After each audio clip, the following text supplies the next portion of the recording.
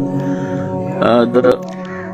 ګیرې په مناسبت چې کوم د رسول علیه الصلاة والسلام د امتیانو یعنی مسلمانانو سره نن سبا چې هر عالم یا هر یو داعی خبره کوي نو ورته وایي چې دا د محمد رسول الله صلی الله علیه وسلم مبارک سنت چې دی ګیره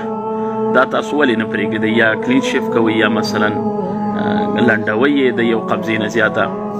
نو عوام ملګري ډیر په عظیم الشان غلطۍ کې پراته دي هغې فورا درته په جواب کې وایي چې شیخ صاحب یا مفتی صاحب یا مولانا صاحب ایمان چې دی فی القلب وي یعنی الایمان فی القلب لا فی اللحیه ایمان چې دی دا وایي په زړه کې نه په ګیره کې نو دې سره وایي د ایمان سره تعلق نشته او فورا درته ووایي چې زه ډېر ګیرور خلک داسې وینم چې فلانکی بد عمل کوي فلانکی بد عمل کوي نو مسلمانان ورونو د دې مسئلې باره کې عبدالله درخواستي صاحب د یو عرب مصري سره غالبا ملاقات شوی هغه عرب مصري ته دا خبره کړې وه چې دا ګیره ولې نه پرېږدئ حالانکې تاسو غټ عالم یاست نو هغه عرب مصري مې ورته دا جواب ورکړی و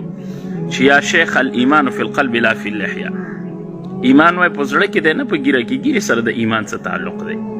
نو عبدالله درخواستي رحمه الله ډېر ناشنا جواب هم ورکړی عبدالله درخواستي رحمه الله ورته ویل ګوره د محمد رسول الله صلی الله علیه وسلم مبارکه حدیث خو به تا ډېر لوستی چې د حیا تعلق دا زړه سره دی که نه دا د افعال قلوبو سره دی نو په جوارحو باندې بیا وروسته راڅرګندېږي یعنی د حیا تعلق زړه سره دی نو بیا